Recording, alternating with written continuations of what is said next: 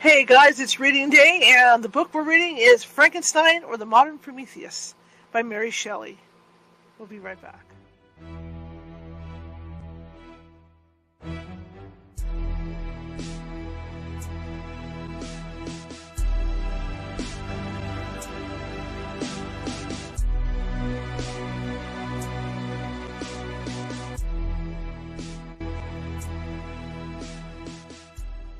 Grab your popcorn and snacks. Find a comfy spot, take a seat or lie down, and let me transport you to a place of fantasy, ghost stories, ancient legends, odd creatures, alien encounters, and other magical topics. You may even decide to join the conversation. From faraway lands to your own backyard, with a small dash of pixie dust. Turn out the lights and open your minds. The journey is about to begin. Hey everybody, how's your Sunday go? I hope you're having a great weekend. Weekend's ending, of course, but first, weekend past the summer, right? We're starting to slide into fall now, little by little. You wouldn't know it here. Still hot. Still hot as a... I'm not going to say that word. I could say it. Anyway, my name is Charlotte. I'm going to be your host for the next hour or so, and I'm also the owner of the California Haunts Paranormal Investigation Team based out of Sacramento, California. We are 45 strong up and down the state, and what that means is that we can help you no matter where you're at. It may take us a while to get... Whoop, wrong button. See that? I'm already having button issues. Okay, let's try that one. Right button. I'm already pushing the wrong buttons. But what it means is we can help you. We get up here. Focus. The state of California is huge, so it might take us. We have 45 people on staff. They're up and down the state, but again, this state is very big, so it might take us 2 or 3 days to get to you, but we will. And in the event that we can't get to you right away, we do have sensitives on staff who can call you and talk to you about what may or may not be going on in your home or business. And if they think that something paranormal, then they can most of the time calm down the energy until we can get out there. But it doesn't usually take us more than 2 to 3 days to reach you. Okay. That being said, if you want to get a hold of us, just Google us, California Haunts Paranormal Investigation Team, on social media, and you'll find us. Okay. Another that being said is, if you're watching from Facebook, and a lot of you are tonight, please feel free to hit that follow button if you like what you see and hear. I'd really appreciate it, and leave me a thumbs up, happy face, all that good stuff. Show me some love. Show me some love. And that goes also for YouTube. YouTube, we've got more than 1,000 videos over there. It's all this show, 5 seasons of this show in video over this show. What you guys got to remember is I've been doing this show for almost 20 years. Long time. But it was over on Blog Talk Radio. I always thought I had a face for radio, so that's why I stayed over at radio. So, yeah. So, we just made the move over to doing it live like this 5 years ago. So this is the 5th year of this particular format for the show. But if you're over at YouTube, same thing. If you haven't subscribed already and you like what you see and hear today, please feel free to subscribe. Leave us some comments. Leave us some thumbs up and all that stuff. I really appreciate it. Show me some love. Show me some love. And the same thing with Twitch and all those other places that you might be viewing the show from. Okay, today I had the chance to go see Beetlejuice. I loved it, every second of it. The Beetlejuice next story. I'm going to do a review of it over on our YouTube page, and I think you guys will like the review. I loved it, every second of it. That's all I'm going to say is I loved it. Loved it. Anyway, a couple quick announcements to make. We are going to be doing a team newsletter. It's going to have stuff to do with the paranormal team itself. It's going to have stuff to do with the radio show, but we're going to be offering a newsletter, and I don't know if it's going to be weekly or bi-weekly or monthly. I'm still fighting with that, but I got this really cool looking newsletter that I've designed, and I think you guys will like it. It'll have equipment reviews and places that you can go ghost hunting for, in some cases for free. You can take your family. They're easy access, things like that. So we're going to be doing that. So we'll have a newsletter out. We do have a store for our what we call our Boo Crew, BOOCREW, and there's all kinds of California Haunts radio stuff on there, California Haunts stuff, Halloween items. Halloween's coming, right? Who could forget Halloween? So check all that out. Got lots going on. Okay, that being said, our book today, normally we all know this by the movie title, and that's what threw me off of this book. We're all familiar with the Mary Shelley's Frankenstein title, right? Because that's how it is in the movies. And I want to do a quick thing, too.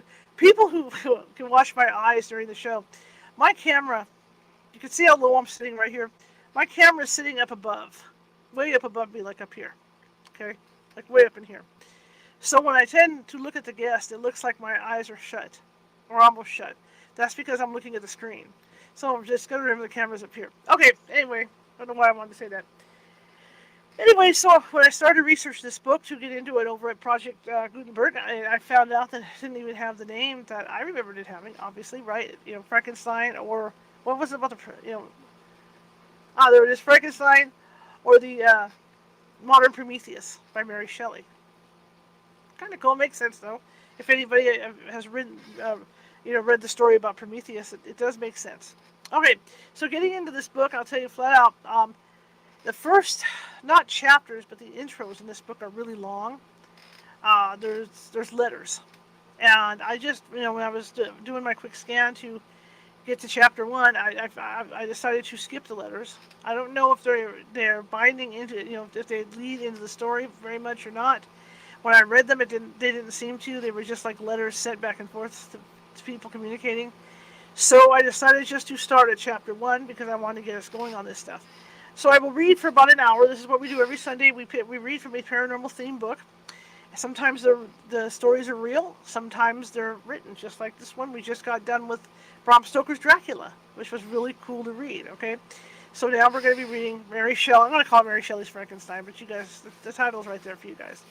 It is hot in here. I've been having a lot of trouble with the heat.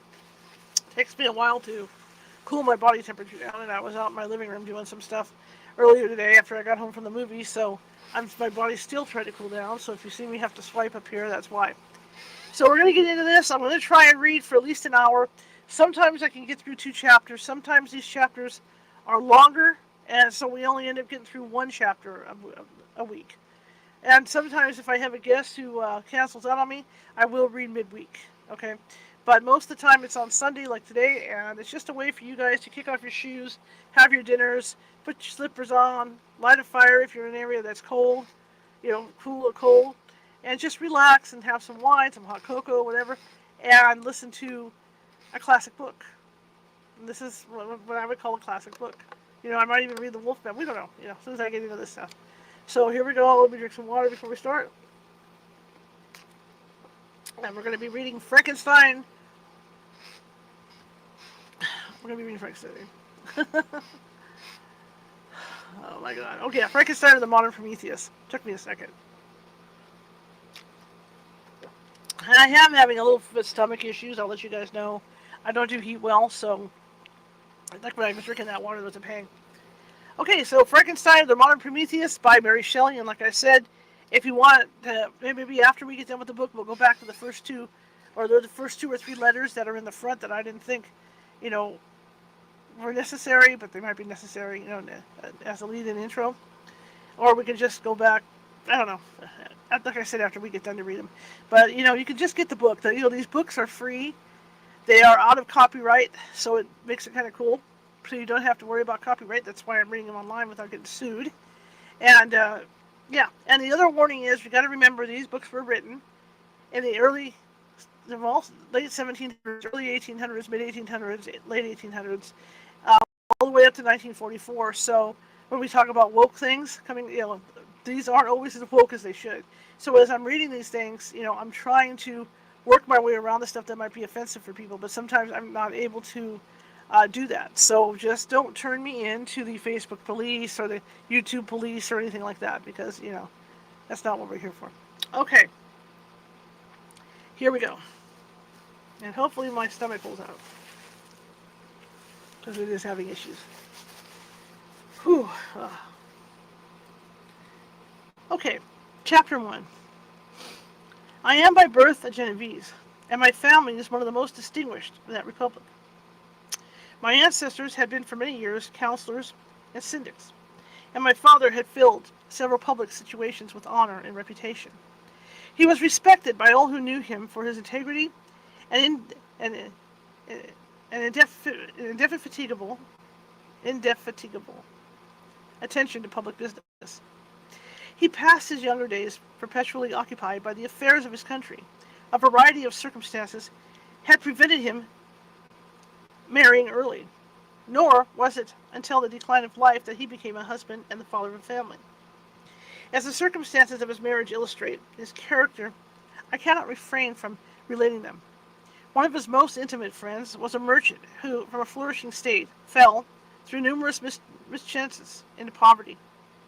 This man, whose name was Buford, Buford, Beau, okay, was of a proud and unbending disposition, and could not bear to live in poverty and oblivion in the same country where he had formerly been distinguished for his rank and magnificence.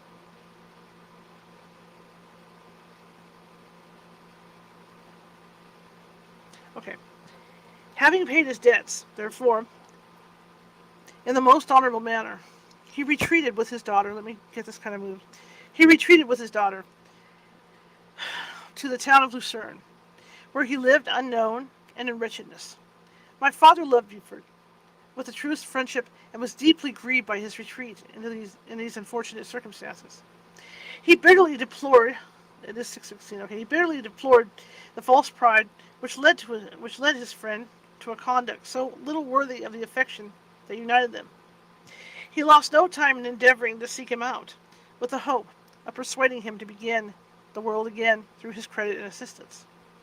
Buford had taken effectual measures to conceal himself, and it was 10 months before my father had discovered his abode.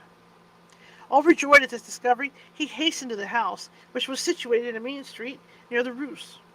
But when he entered, misery and despair alone welcomed him. Buford had saved but a very small sum of money from the wreck of his fortunes, but it was sufficient to provide him with sustenance for some months, and in the meantime he hoped to procure some respectable employment in a merchant's house. The interval was, consequently, spent in inaction. His grief only became more deep and rankling when he had leisure for reflection, and at length it took so fast hold of his mind that at the end of 3 months he lay on a bed of sickness, incapable of any exertion.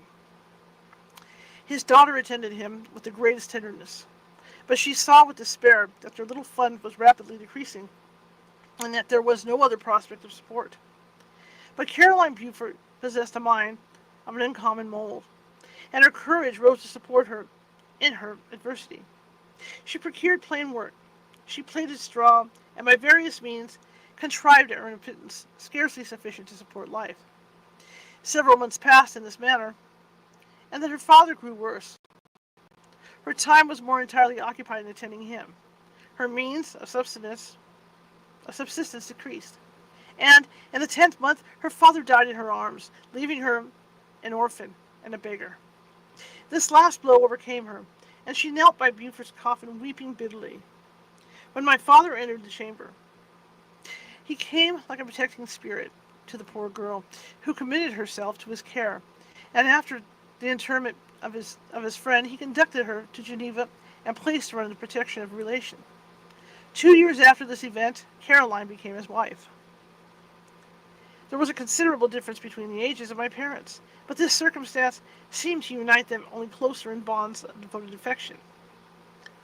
There was a sense of justice in my father's upright mind, which rendered it necessary that he should approve highly to love strongly. Perhaps, during former years, he had suffered from the late discovered unworthiness of one beloved, and so was disposed to set a greater value on tried worth. There was a show of gratitude and worship in his attachment to my mother, differing wholly from the doting fondness of age, for it was inspired by reverence for her virtues and desire to be the means of, in some degree, recompensing her for the sorrow she had endured, but which gave inexpressible grace to his behavior to her. Everything, here we go again, but it takes my body a long time to cool down once I get hot like that, and that's what's going on right now. Everything was made to yield to her wishes and her convenience. He strove to shelter her, as a fair exotic is sheltered by the gardener from every rougher wind, and to surround her with all that could tend to excite pleasurable emotion in her soft and benevolent mind. Her health, and even the tranquillity of her hitherto constant spirit, had been shaken by what she had gone through. During the 2 years that had elapsed previous to their marriage, my father had gradually relinquished all his public functions, and immediately after their union, they sought the pleasant climate of Italy, and the change of scene and interest attendant on a tour through the land of wonders, and a restorative and as a restorative for her weakened frame. Let me get this down a little bit. Pull down a little bit forward. There we go. From Italy, they visited Germany and France. I, their eldest child, was born in Naples, and as an infant accompanied them in their rambles. I remained for several years their only child. Much as they were attached to each other, they seemed to draw in inexhaustible stories of affection from a very mine of love to bestow them upon me. My mother's tender caresses, and my father's smile of benevolent pleasure while regarding me are my first recollections. I was their plaything and their idol, and something better, their child, the innocent and helpless creature bestowed on them by heaven, whom to bring up to good, and to whose future lot it was in their hands to direct to happiness or misery, according as they fulfilled their duties towards me. With this deep consciousness of what they owed towards the being to which they had given life, added to the active spirit of tenderness that animated both, it may be imagined that while during every hour of my infant life I received a lesson of patience, of charity, and of self-control. I was so guided by a silken cord that all seemed but one train of enjoyment to me. For a long time, I was For a long time, I was their only carer.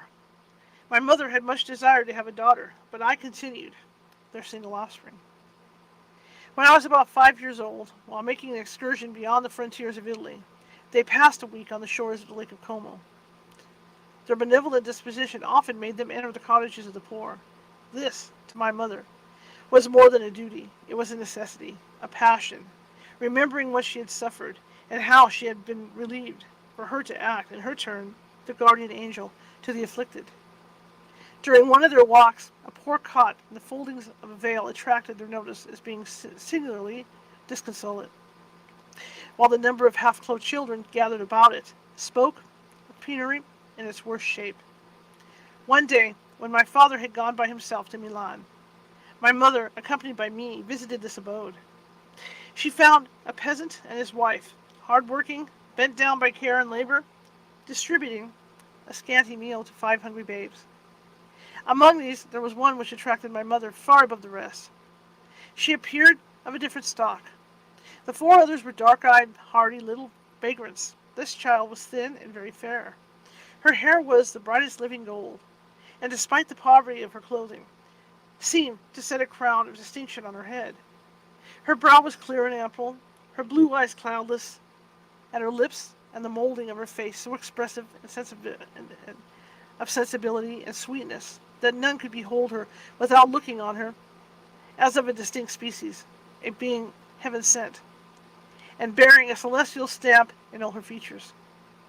The peasant woman, perceiving that my mother fixed eyes of wonder and admiration on this lovely girl, eagerly communicated her history. She was not her child, but the daughter of a Milanese nobleman. Her mother was a German and had died on giving her birth.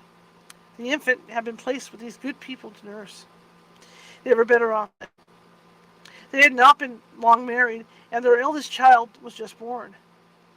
The father of their charge was one of those Italians nursed in the memory of the antique glory of Italy, one among the Schiavi Ognier Fermente, who exerted himself to obtain the liberty of his country. He became the victim of its weakness. Whether he had died or still lingered in the dungeons of Austria was not known. His property was confiscated, his child became an orphan and a beggar. She continued with her foster parents and bloomed in their rude abode, fairer than a garden rose among dark-leaved brambles.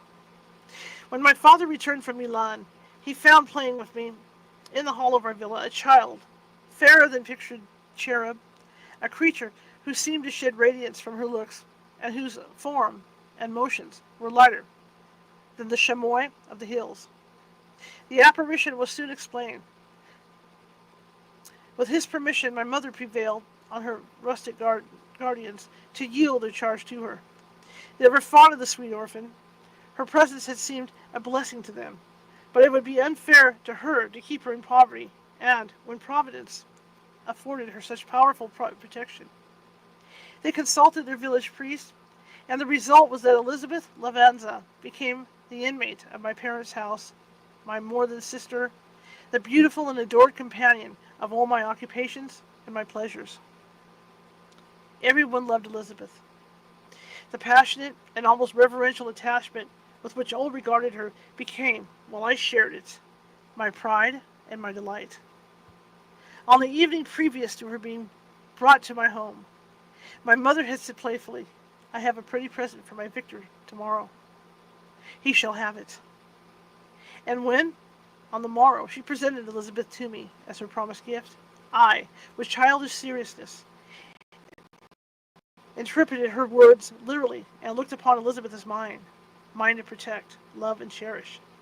All praises bestowed on her I received as I made to a possession of my own. We called each other familiarly by the name of cousin. No word, no expression could body forth the kind of relation in which she stood to me, my more than sister. Since death, she was to be mine only. Chapter 2. We were brought up together. There was not quite a year difference in our ages. I need not say that we were strangers to any species of disunion or dispute. Harmony was the soul of our companionship. And the diversity and contrast that subsided in our characters drew us nearer together. Elizabeth was of a calmer and more concentrated disposition, but, with all my ardor, I was capable of a more intense application, and was more deeply smitten with the thirst for knowledge. She busied herself with following the aerial creations of the poets, and in the majestic and wondrous scenes which surrounded our Swiss home, the sublime shapes of the mountains, the changes of the seasons, tempest and calm, the silence of winter, and the life and turbulence of our alpine summers. She found ample scope for admiration and delight. While my companion, complicated with a serious and satisfied spirit, the magnificent appearances of things, I delighted in investigating their causes. The world was to me a secret which I desired to divine. Curiosity, earnest research to learn the hidden laws of nature, gladness akin to rapture, and as they were unfolded to me, are among the earliest sensations I can remember. On the birth of a second son, my junior by 7 years, my parents gave up entirely their wandering life and fixed themselves in their native country. We possessed a house in Geneva and a campaign on Belle Rive, the eastern shore of the lake, at the distance of rather more than a league from the city. We resided principally in the latter, and the lives of my parents were passed in considerable seclusion. It was my temper to avoid a crowd and to attach myself reverently to a few. I was indifferent, therefore, to my schoolfellows in general, but I united myself in the bonds of the closest friendship to one among them. Henry Clerval was the son of a merchant of Geneva. He was a boy of singular talent and fancy.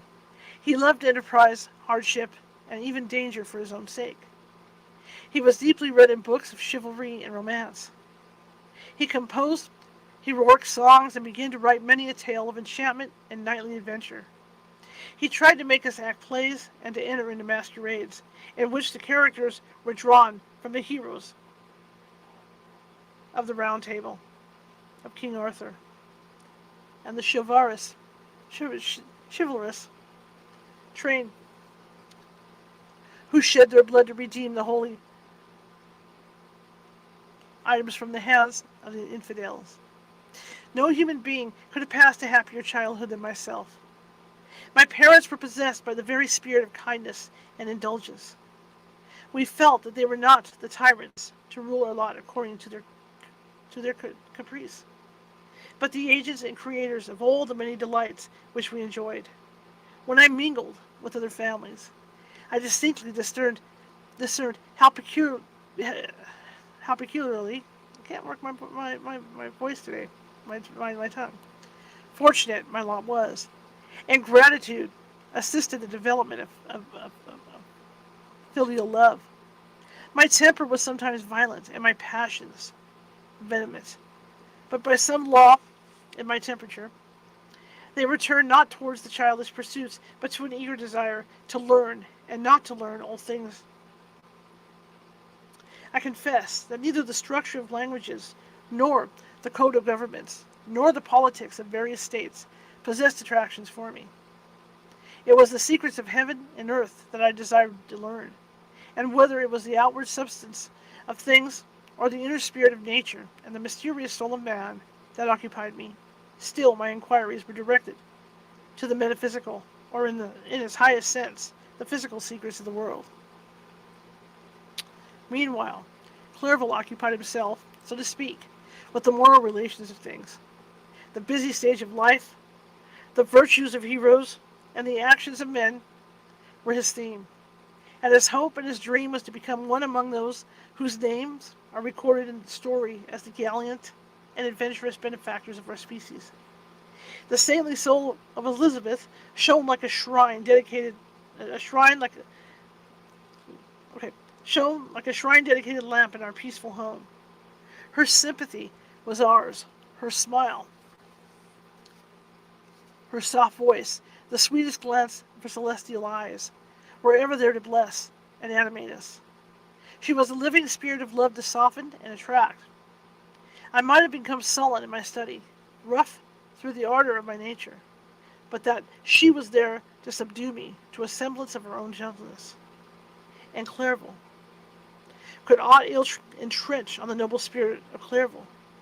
Yet he might not have been so perfectly humane, so thoughtful in his generosity, so full of kindness and tenderness amidst his passion for adventurous exploit, had she not unfolded to him the real loveliness of beneficence, and made the doing good the end and aim of his soaring ambition.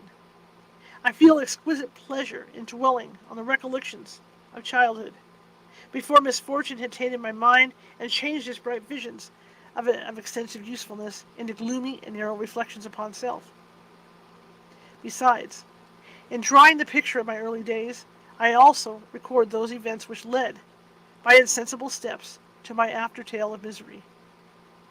For when I would account to myself for the birth of that passion which afterwards ruled my destiny, I find it arise, like a mountain river, from ignoble and almost forgotten sources, but, swelling as it proceeded, it became the torrent, which in its course has swept away all my hopes and joys.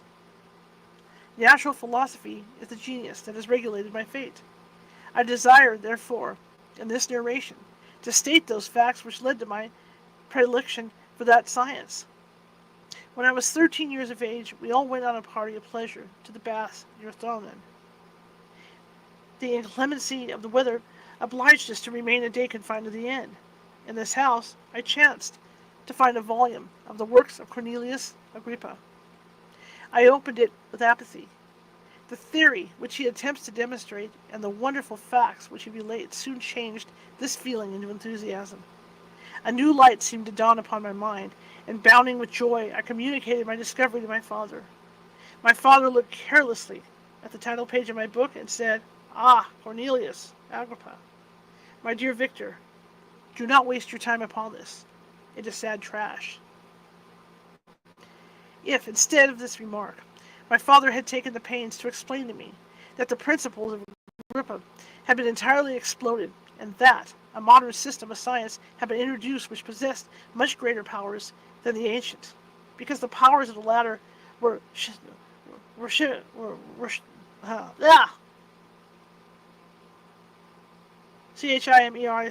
don't know okay.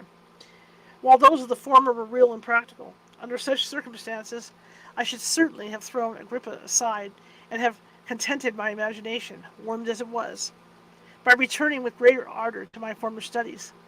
It is even possible that the train of my ideas would never have received the fatal impulse that led to my ruin. But the cursory glance my father had taken at my volume by no means assured me that he was acquainted with its contents, and I continued to read with the greatest avidity. When I returned home, my first care was to procure the whole works of this author, and afterwards of Paracelsus and Albertus Magnus. I read and studied the wild fancies of these writers in delight. They appeared to me treasures known to few besides myself. I have described myself as always having been imbued with a fervent longing to penetrate the secrets of nature. In spite of the intense labor and wonderful discoveries of modern philosophers, I always came to my studies discontented and unsatisfied. Sir Isaac Newton is said to have avowed that he felt like a child picking up shells beside the great and unexplored ocean of truth. Those of his successors in each branch of natural philosophy, with whom I was acquainted, appeared even to my boy's apprehensions, as tyros engaged in the same pursuit. The untaught peasant beheld the elements around him and was acquainted with their practical uses. The most learned philosopher knew little more. He had partially unveiled the face of nature, but her immortal lineaments were still a wonder and a mystery. He might dissect and totemize and give names, but never to speak of a final cause. Causes in their secondary and tertiary grades were utterly unknown to him. I had gazed upon the fortifications and impediments that seemed to keep human beings from entering the citadel of nature, and rashly and ignorantly I had repined. But here were books, and here were the men who had penetrated deeper and knew more. I took their word for all that they averred, and I became their disciple. It may appear strange that such should arise in the 18th century, but while I followed the routine of education in the schools of Geneva, I was, to a great degree, self-taught with regard to my favorite studies. My father was not scientific, and I was left to struggle with a child's blindness added to a student's thirst for knowledge. Under the guidance of my new preceptors, I entered with the greatest diligence into the search of the philosopher's stone and the elixir of life. But the latter soon obtained my undivided attention. Wealth was an inferior object, but what glory would attend the discovery if I could banish disease from the human frame and render man invulnerable to any but a violent death. Nor were these my only visions. The raising of ghosts or devils was a promise liberally accorded by my favorite authors, the fulfillment of which I most eagerly sought. And if my incantations were always unsuccessful, I attributed the failure rather to my own inexperience and mistake than to want of skill or fidelity in my instructors. And thus, for a time, I was occupied by exploded systems, mingling like an adept 1,000 contradictory theories and floundering desperately in a very slough of multifarious knowledge, guided by an ardent imagination and childish reasoning, till an accident again changed the current of my ideas. When I was about 15 years old, we had retired to our house near Belle-Rive, when we witnessed a most violent and terrible thunderstorm. It advanced from behind the mountains of Jura, and the thunder burst at once with frightful loudness from various quarters of the heavens. I remained, while the storm lasted, watching its progress with curiosity and delight. As I stood at the door, on a sudden I beheld a stream of fire issue from an old and beautiful oak, which stood about 20 yards from our house. And so soon as the dazzling light vanished, the oak had disappeared, and nothing remained but a blasted stump. When we visited it the next morning, we found the tree shattered in a singular manner. It was not splintered by the shock, but entirely reduced to thin ribbons of wood. I never beheld anything so utterly destroyed.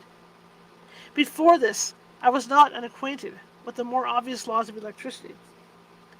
On this occasion, a man of great research in nature and philosophy was with us, and excited by this catastrophe, he entered on the explanation of a theory which he had formed on the subject of electricity and galvanism, which was at once new and astonishing to me. All that he said threw greatly into the shade of Cornelius Agrippa, Albertus Magnus, and Paracelsus, the lords of my imagination, but by some fatality the overthrow of these men disinclined me to pursue my accustomed studies. It seemed to me as if nothing would or could ever be known. All that had so long engaged my attention suddenly grew despicable. By one of those caprices of the mind, which we are perhaps most subject to in early youth. I at once gave up my former occupations, set down natural history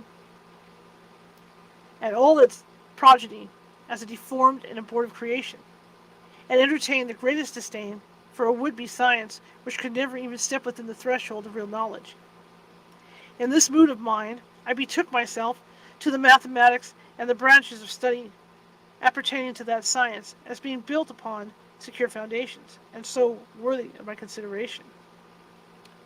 Thus, strangely, are our souls constructed, and by such slight ligaments are we bound to prosperity or ruin. When I look back, it seems to me as if this almost miraculous change of inclination and will was the immediate suggestion of the guardian angel of my life, the last effort made by the spirit of preservation to avert the storm that was even then hanging in the stars and ready to envelope me. Her victory was announced by an unusual tranquility and gladness of soul which followed the relinquishing of my ancient and latterly tormenting studies. It was thus that I was taught to associate evil with their prosecution, happiness, and disregard. It was a strong effort of the spirit of good, but it was ineffectual. Destiny was too potent, and her immutable laws had decreed my utter and terrible destruction. Chapter 3. When I had attained the age of 17, my parents resolved that I should become a student at the University of Ingolstadt.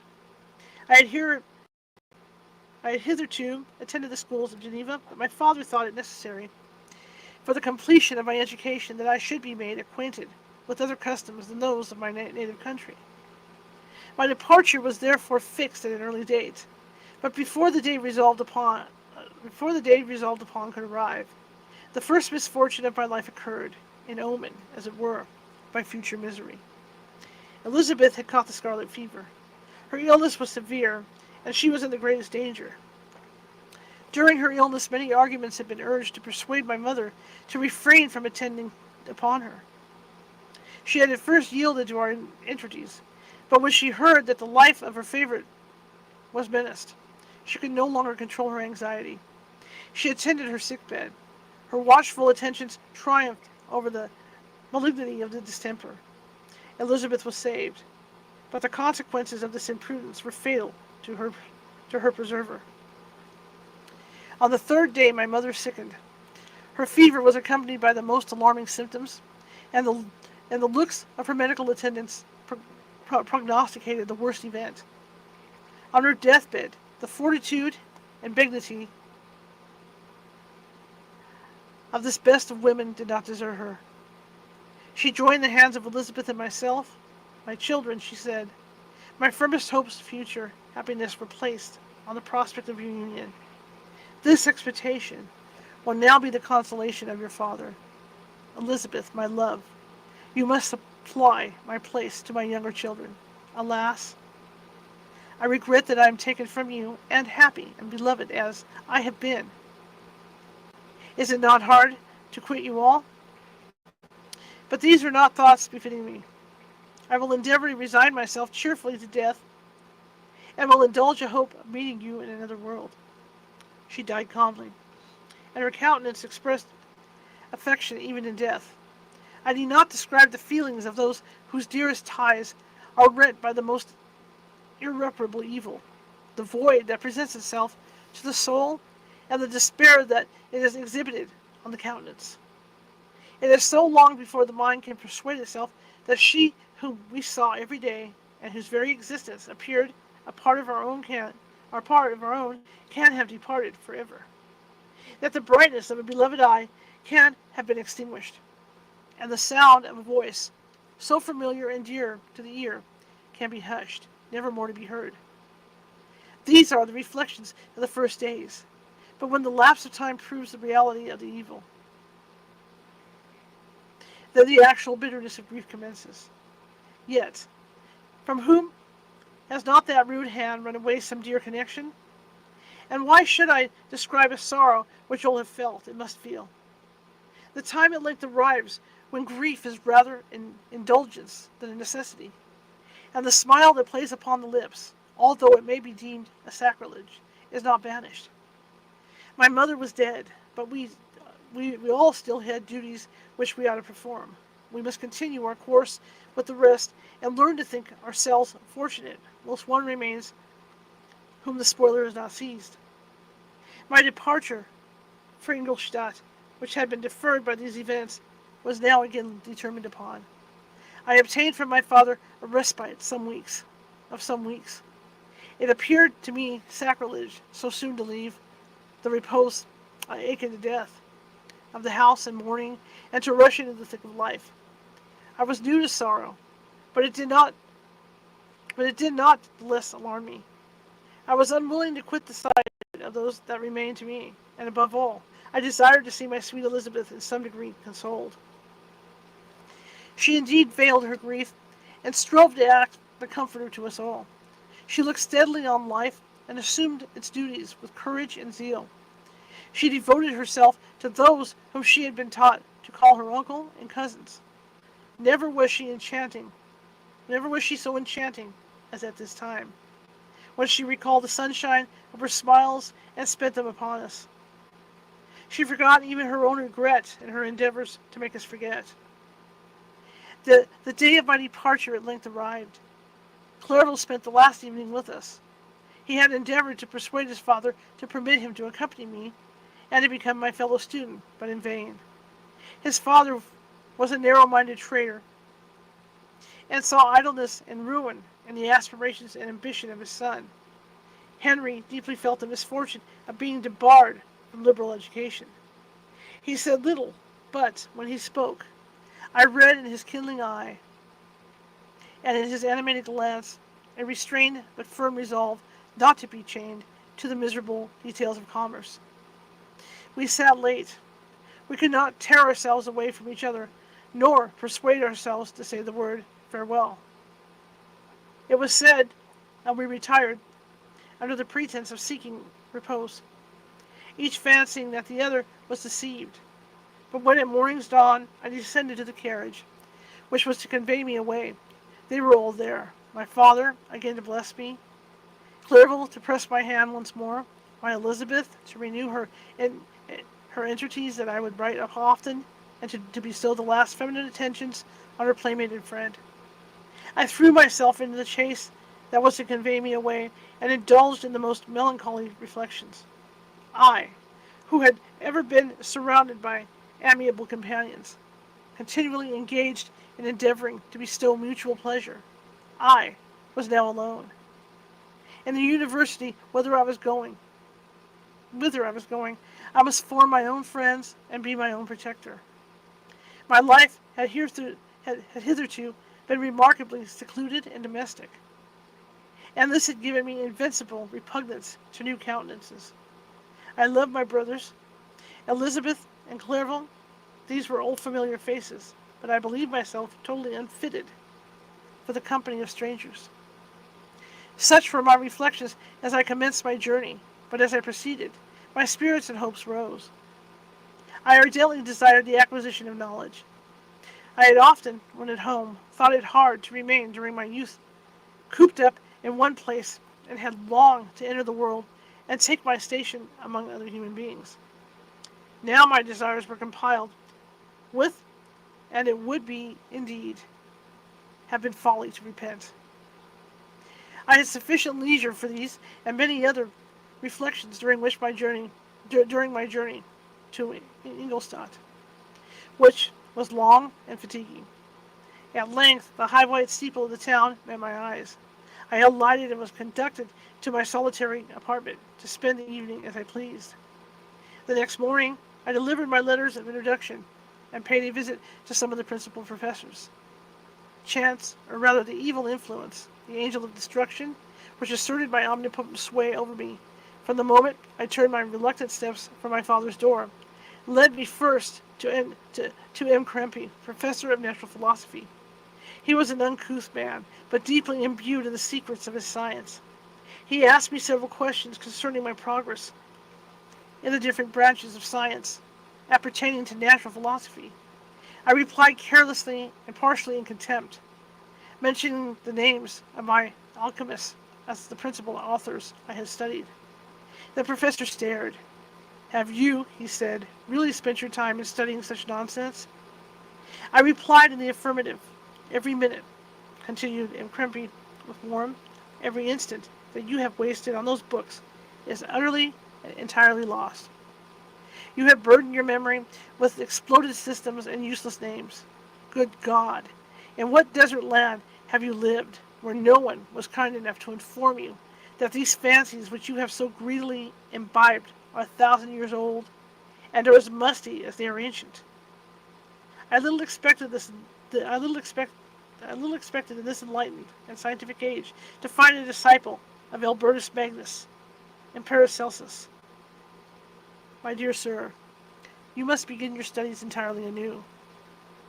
So saying, he stepped aside and wrote down a list of several books treating of natural philosophy which he desired me to procure, and dismissed me after mentioning that in the beginning of the following week he intended to commence a course of lectures upon natural philosophy and its general relations, and that M. Waldman, the fellow professor, would lecture upon chemistry the alternate days that he omitted. I returned home not disappointed, for I have said that I had long considered those authors useless whom the professor reprobated. But I returned not at all the more inclined to recur to these studies in any shape. M. Krempe was a little squat man with a gruff voice and a repulsive countenance. The teacher, therefore, did not prepossess me in favor of his pursuits. In rather a too philosophical and connected strain, perhaps, I've given an account of the conclusions I had come to concerning them in my early years. As a child, I had not been content with the results promised by the modern professors of natural science, with a confusion of ideas only to be accounted for by my extreme youth and my want of a guide on such matters. I had retrod the steps of knowledge along the paths of time, and exchanged the discoveries of recent inquiries for the dreams of forgotten alchemists. Besides, I had a contempt for the uses of modern natural philosophy.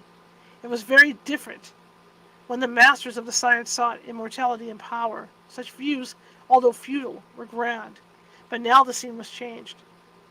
The ambition of the inquirer seemed to limit itself to the annihilation of those visions on which my interest in science was chiefly founded. I was required to exchange chimeras and boundless grandeur for realities of little worth. Such were my reflections during the first 2 or 3 days of my residence at Ingolstadt, which were chiefly spent in becoming acquainted with the localities and the principal residents in my new abode.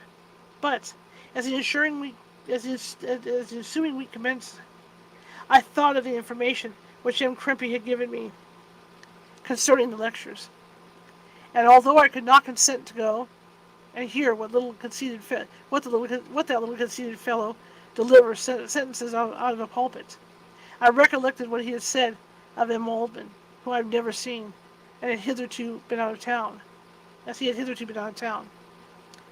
Partly from curiosity and partly from idleness, I went into the lecturing room which M. Waldman entered shortly after. This professor was very unlike his colleague. He appeared about 50 years of age, but with an aspect expressive of the greatest benevolence. A few gray hairs covered his temples, but those at the back of his head were nearly black. His person was short but remarkably erect, and his voice the sweetest I have ever heard. He began his lecture by a recapitulation of the history of chemistry and the various improvements made by different men of learning, pronouncing with fervor the names of the most distinguished discoverers. He then took a cursory view of the present state of the science and explained many of its elementary terms. After having made a few preparatory statements, he concluded with a panegyric upon modern chemistry. I'm trying, guys. The terms of which I shall never forget. Quote, "The ancient teachers of this science," said he, "promised impossibilities and performed nothing. The modern masters promise very little.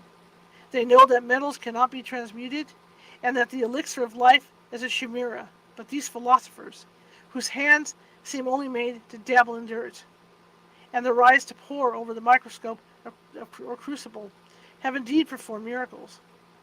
They penetrate into the recesses of nature, and show how she works in her hiding places. They ascend into the heavens. They have discovered how the blood circulates, and the nature of the air we breathe. They have acquired new and almost unlimited powers. They can command the thunders of heaven, mimic the earthquake, and even mock the invisible world with its own shadows. Such were the professor's words. Rather, let me say such the words of the fate announced to destroy me. As he went on, I felt as if my soul were grappling with a palpable enemy. One by one, the various keys were touched, which formed the mechanism of my being. Chord after chord was sounded, and soon my mind was filled with one thought, one conception, one purpose. So much has been done, exclaimed the soul of Frankenstein. More, far more. Will I achieve, treading in the steps already marked? I will pioneer a new way, explore unknown flowers, and unfold to the world the deepest mysteries of creation. I closed not my eyes that night. My internal being was in a state of insurrection and turmoil. I felt that order would be thence arise, but I had no power to produce it. By degrees, after the morning's dawn, sleep came. I awoke, and my yesternight's thoughts were as of a dream. There only remained a resolution to return to my ancient studies and to devote myself to a science for which I believed myself to possess a natural talent.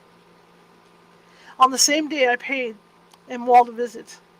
His manners in private were even more mild and attractive than in public, for there was a certain dignity in his mien during his lecture, which in his own house was replaced by the greatest affability and kindness. I gave him pretty nearly the same account of my former pursuits as I had given to his fellow professor. He heard with attention the little narration concerning my studies, and smiled at the names of Cornelius Agrippa and Paracelsus, but without the contempt that M. Krempe had exhibited. He said that these were men to whose indefatigable zeal modern philosophers were indebted for most of the foundations of their knowledge. They had left us as an easier task to give new names and arrange in connected classifications the facts which they, in a great degree, had been the instruments of bringing to light. The labors of men of genius, however erroneously directed, scarcely ever fail in ultimately turning to the solid advantage of mankind. I listened to a statement, which was delivered without any presumption or affection, and then added that his lecture had removed my prejudices against modern chemists. I expressed myself in measured terms, with the modesty and deference due from a youth to his instructor, without letting escape an experience in life would have made me ashamed. Any of the enthusiasm which stimulated my intended labors.